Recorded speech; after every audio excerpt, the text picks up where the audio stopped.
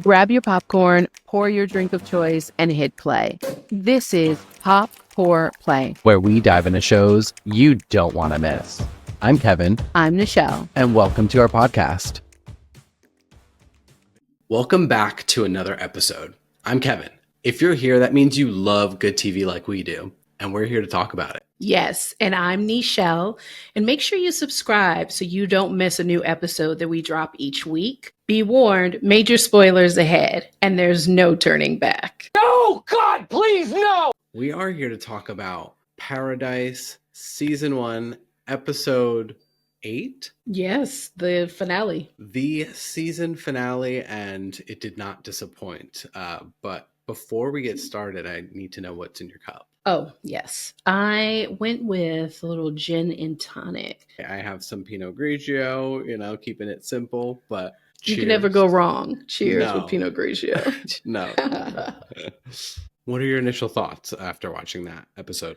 Yeah, so it's interesting because you said it didn't disappoint. And I don't know, I'm having a little mixed feelings. It's so funny because the last time we talked about Paradise, I was like, womp womp. Like, I had a lot of grievances. This one, I had a few. I'm not going to lie. I think I was more intrigued and excited about the ending, not necessarily what we found out in this episode. I think I definitely got you on the son did it wagon. Well, no, it's fine. But remember the last time you said that it was a jean jacket and I got you on, it was a onesie. It was, I guess, kind of denim-ish or whatever, like the cheap denim. But anywho, yeah, so excited to, though, talk about it. Can't believe the season's over. It's already been announced that it's been picked up for a second season. So, good. I mean, yeah. I would hope so. The way it ended, there has to be. So I guess I'll kick it off by just talking about what happened in the first half of the episode. And we see the origins of the bunker's creation. The project manager overseeing the excavation team is growing suspicious of the project and bonding with one of the workers named Adam. When the project manager, who we later find out is actually Trent, the librarian, warns the lead engineer about a toxic mineral that could kill the workers, his concerns are dismissed and he's ultimately fired. Before leaving, the engineer warns that something catastrophic is coming and urges him to be cautious. Trent, determined to expose the truth, he gathers evidence to warn Adam and the media, but takes a drastic turn attempting to assassinate the president while posing as a boom operator. In the present, Xavier agrees to back down to get his daughter back, releasing the hostages, including Sinatra. He continues investigating the president's murder,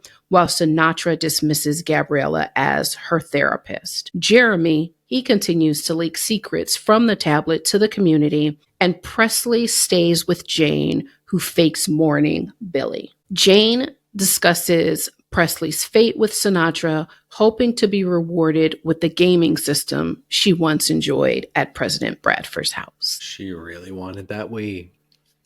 I know. And did you see the look on her face when she told her, "Are you crazy?" She was like, "Yes, I am." A switch flipped 100%. A switch flipped. So there was a lot here that I was thinking about. We realized like the flower that the daughter Presley had talked about in I think episode 7 or no, 6. 2 episodes ago, yes. Yeah, 2 episodes ago. So it was a father's business who I believe is like an oil tycoon. Mm-hmm. He's the one who hired the team to do the excavating. At least we know that's part of how he was involved. Of course, there's more to it. And that's why they showed us the whole bookmark. Right. And what the significance was of the flower. And then she's like, I saw that flower. So, and we kept thinking, well, maybe they had some family shirts made. I don't know. I know. So that was just kind of interesting. I also was wondering, like, why Adam? And then I thought, well, maybe because Adam, he seemed a little bit of an outcast because he was, foreign. They had a nickname for him, Wakanda. And so he may have gravitated to him for that. But then, I don't know, the calls later trying to reach Adam, it just seemed, I didn't feel that connection. This was like, does Trent love him? And like, that's what I was thinking too. I was it like, was a little weird. Yeah. I think they were just trying to make us, the viewers, feel that emotional impact of someone so pure and innocent being murdered, you know, maybe not directly, but indirectly, right. knowingly. And I think it's to pull at our heartstrings, but it felt very forced. I agree. I was like, is this like a love thing that's happening now? Right. Right. Yeah, I couldn't place it, but I was just like, yeah, I don't know. Yeah. And then, okay, yeah, that, because I'm just like, like when you said bonding with Adam, I was like, oh yeah, he's bonding. It was something, maybe there was just more energy there that we didn't see or something. I have no idea, but I just thought that was really interesting. And you're just insistent on killing the president, who was no part of anything that was being played out there. So maybe, here's a connection. Maybe because he worked for the father's company and are like, now you're president. So obviously you must be in on this. Maybe. I feel like that's a logical, connection for him to. No sense in going after the guy that's, going through almost almost dying. Yeah. Like why? He's already almost there. Doesn't really feel like revenge. You just did him a favor. For people. It's fake. Yeah, you're right. Oh God. Yeah, I guess. So I don't know. And then Sinatra now to go to Sinatra. I understand he backed down to get his daughter. How else would he be able to get her back? Yeah. But then his daughter Presley, it's the next day. Have you spoken to your father? Or did you check in on your brother? I was annoyed. This makes no sense that the last place you saw your dad, he told you guys pack up and stay in the basement of this bar. And here you chips are. And dip at the kitchen table. The next day, a whole day later, you're not concerned. So I was giving her all this credit about being I wouldn't say she's not smart, but being kind of savvy. Yeah. More savvy because her father is a secret, service agent, and I'm all sure of these she picked things, up tricks along the way. I would have hoped, but that was a dumb move to me. Maybe because it was Jane, she works with her father, and she just assumed she was a safe person to be with. Yeah, but unless Jane told her, your dad said, wait here instead, or right. I don't know. And even that seems ridiculous because he gave you orders and you don't deviate from that unless you talk to the person, who gave you the order. But anywho, so I kind of was like, womp womp on that part too. Yeah. Mm-hmm. I agree. Let's talk about what happens next, because I think this is where the episode starts to get juicier and give us more of what I'm looking for personally. So after Xavier kind of backs down, he goes full Sherlock at the president's house, retracing the night of the murder, really going through those moments and kind of making sure that he didn't miss any clues. He finds a mysterious CD that Bradford left for his son Jeremy. Meanwhile, because we know the DNA that they found at the murder site was not on file, Agent Robinson and Gabriella are also on the case, digging into flagged community files and uncovering a weird discrepancy in a resident's record. Jane, on the other hand, is being super cryptic, telling Sinatra, I handled it, implying that she maybe killed Presley, Collins' daughter. Xavier's search leads him to a major discovery just before he's knocked out by Trent, the librarian. Tied up, Xavier learns that Trent was the mastermind all along. And yes, he is the one that fired that bullet pretending to be the boom operator in the beginning of the season. Flashback time. we get to see how Trent escaped prison, made his way into the bunker by sneaking in and starting a whole new life. At first, revenge was truly his goal, but he got comfy. And then one day, President Bradford showed up and all of his feelings flooded back, and he remembered his main purpose of sneaking in, and it was to kill the president. This was a juicy bit of television. I think this is the part that I enjoyed the most of the episode, and it was Xavier Collins going back and retracing his steps and finding all these little bits and pieces. So we know that earlier on he found this cigarette inside of the president's cigarette pack. Yep. It had the 6-digit number 812092. Yep. Ooh, look at you. We finally get to see what that was, and before we get to that point, he found the CD that the president made for his son, and he listened to it, and I think he intentionally slipped in. I came down to the library to make you a mixtape and bury a few national secrets while I'm here. I feel like he did that on purpose, knowing that Xavier was going to find it, and that just immediately led him to the library. He then finds the book in the Sinatra-esque section. There was a book of Sinatra, which I thought was definitely intentional. Right next to the actual book titled "The Man Who Kept the Secret" or something like that. And it looks like all of his secrets and discoveries that he found were written inside of that book. I just loved seeing all of that kind of unfold, and it seemed very intentional. I feel like President Bradford deserves a lot more credit, kind of looking back, because before he just seemed aloof and didn't care, but he was very, he made sure that that book was found by the right person. Yeah. And I don't remember what episode it was. I think it was maybe episode 6 or 5, where we actually learned that everything he was doing the day that he died was intentional. And how he talked about liking these mixtapes and how he was writing all these things. I, for some reason, thought he was putting things on the mixtape, and I was always curious why, if he was in the library just finding music to create this songs of codes and kind of intertwine other information. I also like that part too, because to your point, the whole Sherlock Holmes of it, he's Agent Collins is remembering all the small details and things that he saw that day in order to find the CD. And so I really liked how that kind of played out, and the fact that, did he know Agent Collins would be the one to pick up the cigarettes? Because he did the whole, I think he did, because I think he even said in front of him, "Oh, these are going to kill me." And you're right. These are going to, you're right. Yep.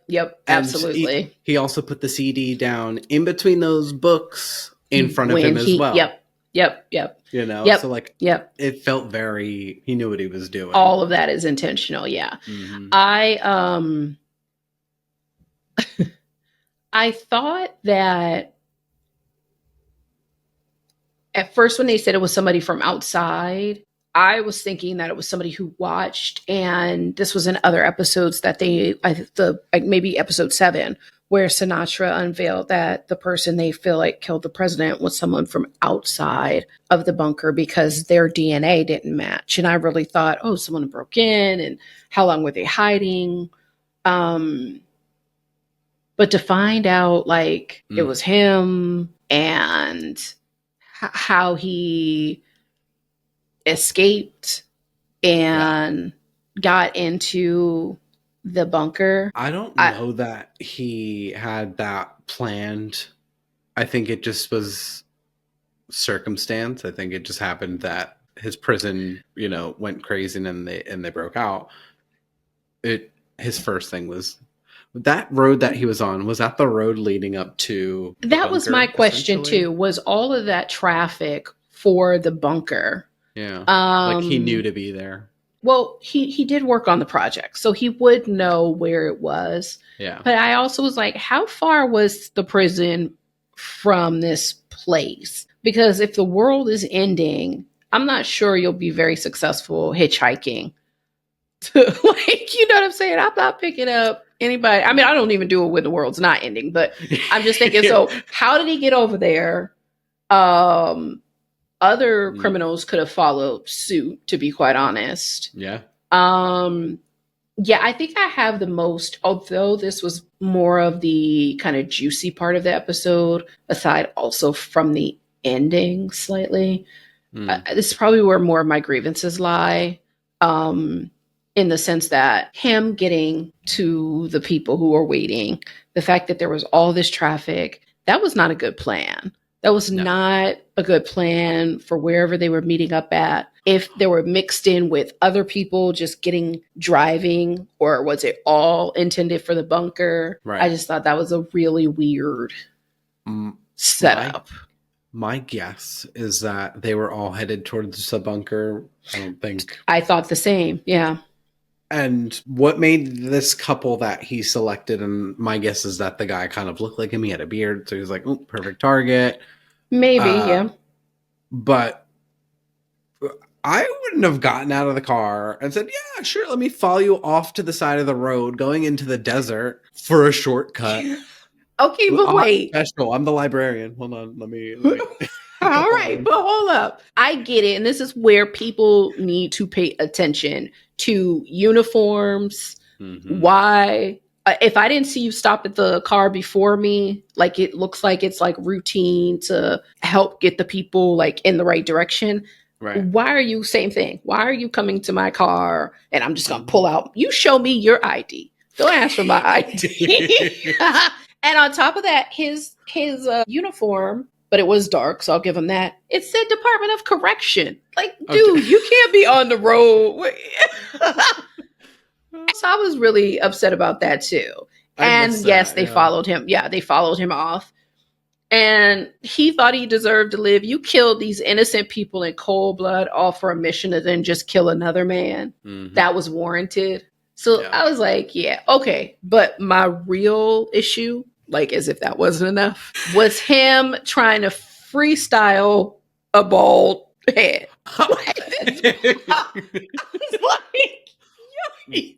Where did the come from? You know, like, it looks so natural from the hair thinning and then going into like the fuller hair and to the back. You can't even. How are you shaving the back to get the bald spot perfectly? He has a steady hand. I don't know. But for what it's worth, he got close enough, found a woman to, play the charade with him. And did he need her? I think obviously we saw them. Right. I could have lost my wife. Yeah. Like she didn't Agent Collins didn't make it. His wife didn't make it. You're absolutely right. Although if it weren't for her, I don't know that he would have made it in. So I guess there was. That's true, because she allowed, when he was having that fake panic attack, she was like there to kind of create this. Yeah. Distraction. And what shocked me though was the waitress. Yeah. I don't think they did a really good job of at least keeping us from the real suspects here. I wouldn't have guessed the waitress. No. I wouldn't have guessed the librarian from that small little interaction we saw in like episode 2 or 3. That wasn't meant for us to guess. Hey, some of you out there, listen, if you're looking for detective work, I know you're not going to hire me because I am not the one. But there are some good people who do this online sleuthing and everything. I don't think we were intended.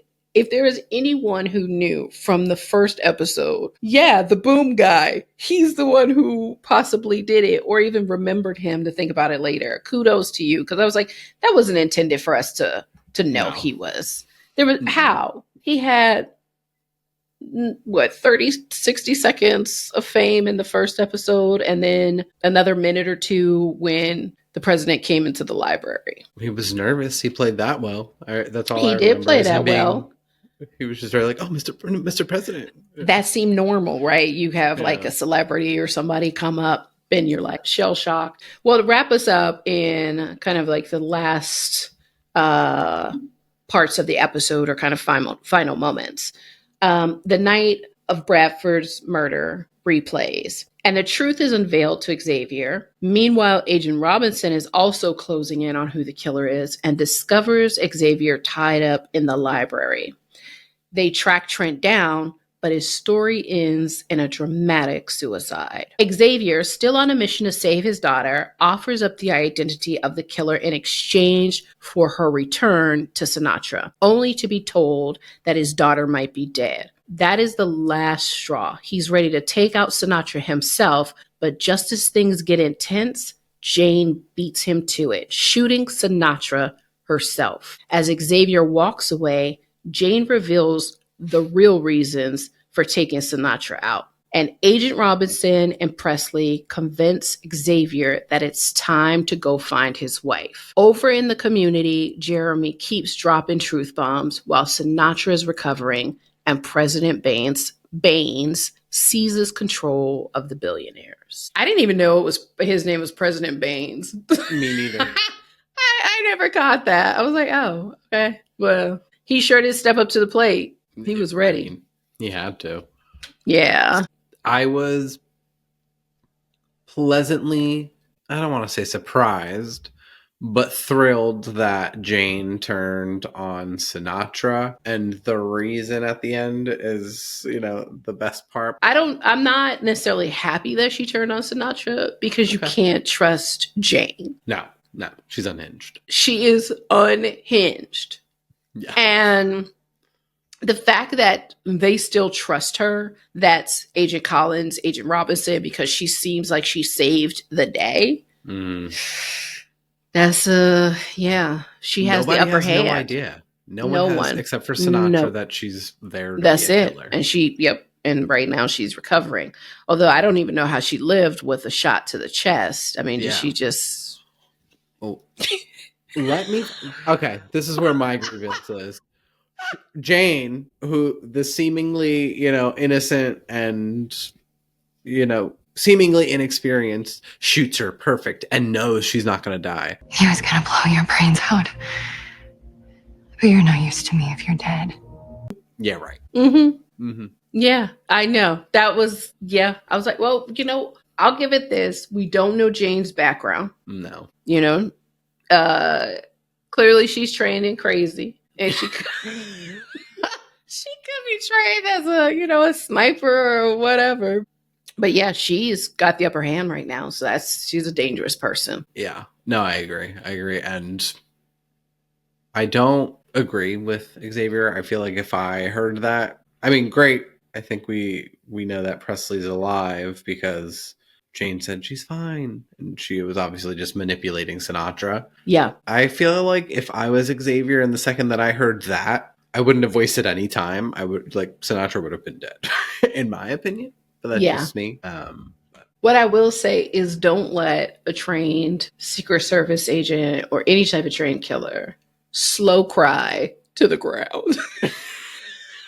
Because they're bound to come up with something. Well, I was like, 1, Jane, 2,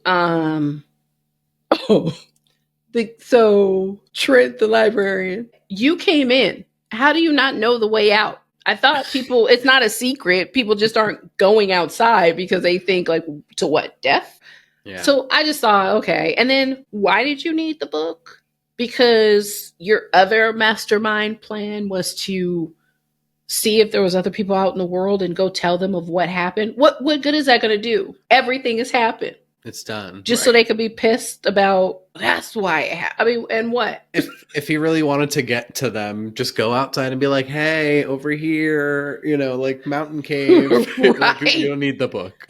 Although I don't think he knew anybody was alive. Mm-hmm. So I guess the book solidifies it, but he was like, thank you for this. I knew the way out. I just didn't know how. What do you mean you didn't know how? You came in. Yeah. I was just like, that was just whack, that part. Half-baked. Half-baked. And then also, if you are jumping, why did you have to move your backpack? I want to get this extra weight off my back. Here, let me put this down. Oh, through the sky, the digital sky that they have. Oh man, I know. I was like, there's going to be a gap right there. That's going to be a problem. It would drive me nuts too. I'd be the one in the community looking up, like, y'all go patch that up. But yeah, like, why throw your backpack off? Keep it on. It would have put more weight, got you down to the ground faster. I'm trying to remember because he was like talking when he put it down, and I'm trying to remember what he was saying. I want that they made a prison. Like, that this is not paradise. It was all like pretend or something, like, I don't know. Just he was rambling. Yeah, I wasn't sure with the backpack. I wasn't sure if it was like, here, take it, like, you know, if you want it so bad. I can't. So now all of a sudden you want to give somebody what they want, like, you know what I'm saying? Yeah, I was just like, okay, wait, what? Yeah, I agree. That part wasn't. It's just not. Yeah, I didn't like that part. I was just wondering what's going to happen with the other Secret Service agents that helped Xavier, and how are they going to kind of forgive and forget? But I guess with Sinatra down, nobody else is really seeking vengeance on them. They might not. That show Silo was very similar. They're living underground, and I think in that show, every 100 years there's a rebellion because they've been underground for like 300 years at the time of the show, or the time that the show takes place in. I wonder if there's going to be two sides now. There's going to be the people that want to know the truth still. Like, they saw what was written on the sky. They're not going to just forget about it. Yes. The people that just don't care and want to live their life. Yep. And I think a lot of those people are probably going to end up on the rebellious side. You make a really good point, because the one part we didn't touch on was Jeremy and still being out there. And now he's got this following of people who want to hear him preach the truth or whatever. So yeah, I think an uprising is coming. Exactly. Yeah, which he's probably just thinking, well, my dad said, if you don't like the world you're in. You don't like this world I built. Fix it. Yeah. I want to know, I think before I move on to this next section, the episode ends with Xavier. He's on I'm going to go find my wife. There's a pretty good chance she's out there. Yep. I hope that tape recording of her voice is real. Or we don't know how long ago that was. Right. Yeah. I hope it's recent. Yeah. Who knows? But he's on a mission to get out there and also see if there are any survivors. Right. How do you feel? And do you have any predictions from there? Ooh, that's good. Well, one, I was like, that's going to be an interesting show, because I'm going to really want to see what's happening on the outside. I immediately started thinking about one of my favorite shows, Walking Dead, Rick on the hunt for his family. And I really like to see, like, how do people survive? They're going to introduce new characters that I'm probably going to be intrigued by. And the bunker is the bunker. Like, I saw what they're doing. And yes, there's going to be some dynamic shifts in the bunker. Probably some power grabs and things like that. But it's going to be interesting to try to parallel those two, what's happening in both of those places and worlds. I have this feeling he's going to go like to Atlanta, and his wife is going to be somewhere else. And maybe he'll meet other people. Right. Maybe he'll meet other people. And then she's in the bunker. She somehow makes it to the bunker. And then he's still, like, I just feel like they're going to kind of like cross paths, but not exact. Yes. That's kind of my prediction. I haven't really thought much past that. I think I'm on the same page. If she's still alive, which I'm pretty sure, I don't see why she wouldn't be. Just right. You know, I am very excited to see the outside world and what that dynamic is. Yeah. I have a feeling that his wife, because she seems like she makes power moves and she gets what she needs to get done, and she takes no crap from anybody. I would not be surprised, just as Xavier on the inside was kind of leading the charge in this rebellion and gathering the troops. Right. I wouldn't be surprised if she has a group of her own and she's leading the charge. A leader on the outside. Right. Yeah. Right. And she has a community around her that she's, Yeah. and they're just, figuring it out, I guess. That's I could see that too. I think that makes sense. So it'll be interesting to see what the showrunners and the director does for this next season. Yeah. Do we want to talk about who our characters of the week are? We always want to talk about that. But who wants to go first? I'll go first. I beat you to it. That's a first. Okay. Yeah, exactly. I'm going to say Jane. I got to give it to Jane because the girl has pulled the wool over everyone's eyes. And even Billy, he only knew in his final breath and it was too late. Yeah. And she's already put out the only other person who can basically call her out. So damn. You took mine. You can have the same person. It's okay. But for the same reasons, honestly, I think she surprised me the most.